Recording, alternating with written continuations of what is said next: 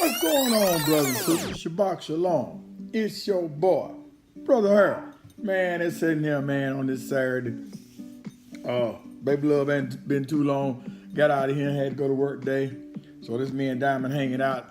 I played around, made a little necklace here. A little spoon jewelry, little necklace right there. You can see it, saved by grace. Yeah, just passing some time away.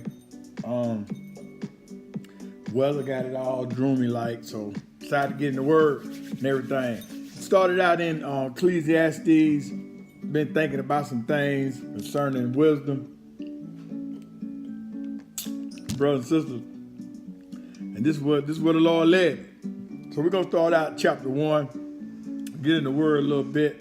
Man, like I said, ain't too much going on, ain't no running around. Grandson supposed to be coming over here after a while.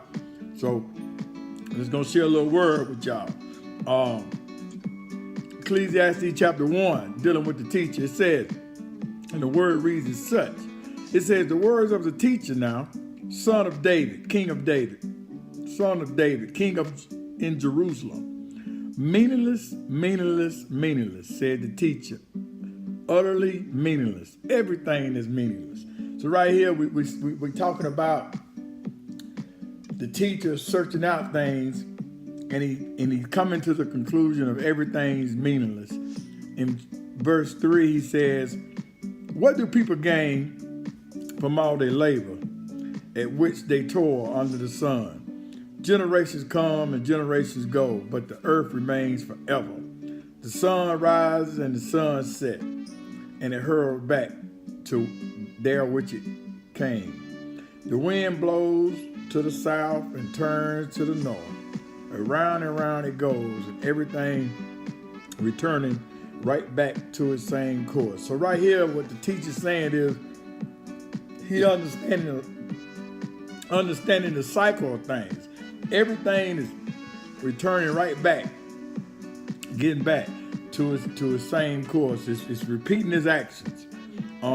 Creation, that is. It says all streams flow into the sea, yet the sea is never filled. To the place of the streams come from, and they return again. All things are worrisome, more than one can say. The eye can never have enough of seeing, nor the ears is never full of hearing. And that's awesome right there. Now that's some wisdom right there. The eyes would never have enough of seeing, and the ears will never be full of hearing. What has been, I like this. What has been will be again. What has been done will be done again. There's nothing new under the sun. So right here, the teacher saying, look at him. Like I tell these young folks, man, look at him. What y'all doing, man, that stuff already been done once before. And y'all, here we is doing it again. Ain't nothing new under the sun. So when somebody say they got a new thing, it's already been done. It says, is there anything which one can say, look, here it is. This is something new. Can anyone say that? This is something new. It was already here long ago, the teacher said. It has been done. It has been here and been done before our time. No one remember the former generation, or even those yet to come will not be remembered. It says, by those who follow them. So right here is dealing with the generation, man. Even those, like I said, those who done came and gone. Some of them we don't. Some people we don't even remember. It's like they never been here. It says in verse 12, I, the teacher, was the king over Israel in Jerusalem. I applied my mind to study and explore by the wisdom all that is done under the sun, under the heavens. What a heavy burden God has laid on mankind. I have seen all the things that are done under the sun. All of them are meaningless. It's a chasing after the wind. It says, what is crooked cannot be straightened, and what is lacking cannot be counted. It said, I said to myself, look now, I said to myself, look, I have increased in wisdom more than anyone who has ruled over Jerusalem before me. He says, I have experienced much wisdom and knowledge. Then I applied myself to understand the understanding of this wisdom and also of its madness and folly. But I learned that this too is a chasing after the wind. Even things he done learned, he said, man, look here.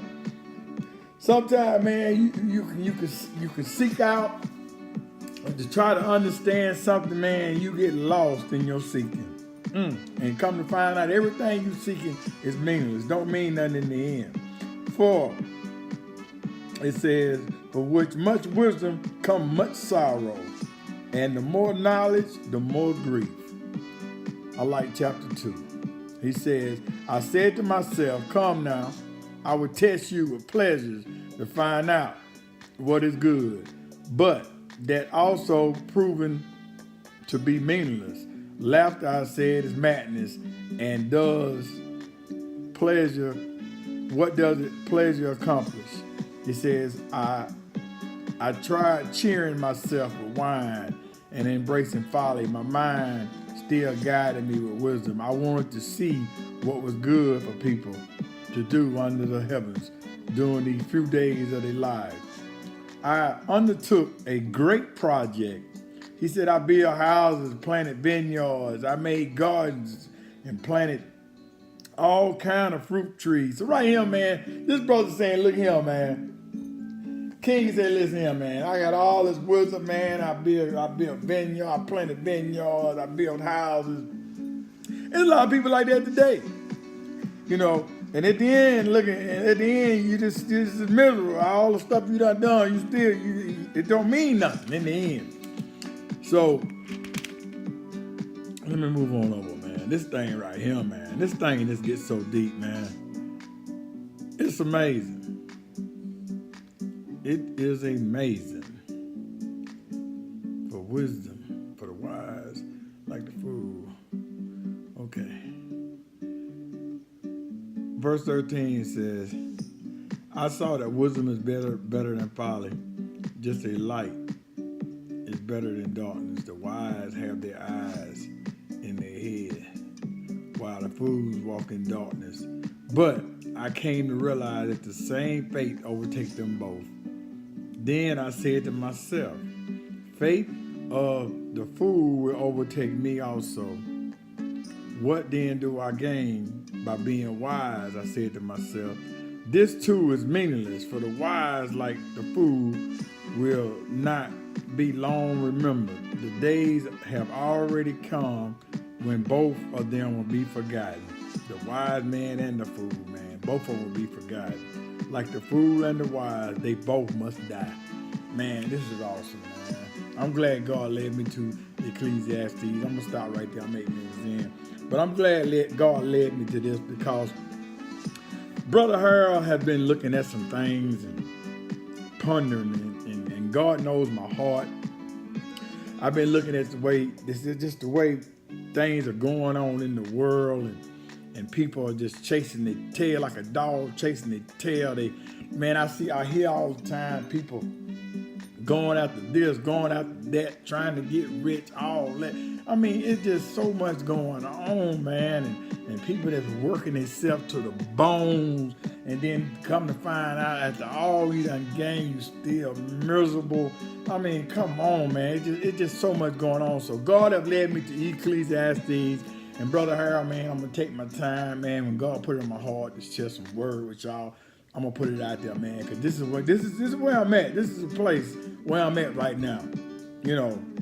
And going into chapter 3, man, dealing with a time for everything, you know, understanding the timing in which we live. Understand your time, you know, understand what time it is. You know what I'm saying? So with that, man, y'all be blessed. Just want to get on here, man, and rumble a little bit, share a little word on this Shabbat, this Sabbath day for me. But y'all be blessed, man, and whatever you're doing. And just be careful, man. Be careful out there. Continue to love, you know, and show forth the love of God, man. Because right now the world really needs it. I love y'all. Until we get in this word again, it's your boy, Brother Harold, man. Y'all want one of these spoon necklaces, man? Y'all let me know. Then right there say saved by grace, man. Unbelievable, saved by grace, man. I love y'all. I'm out. It's your boy, Brother Harold. Shalom, shalom.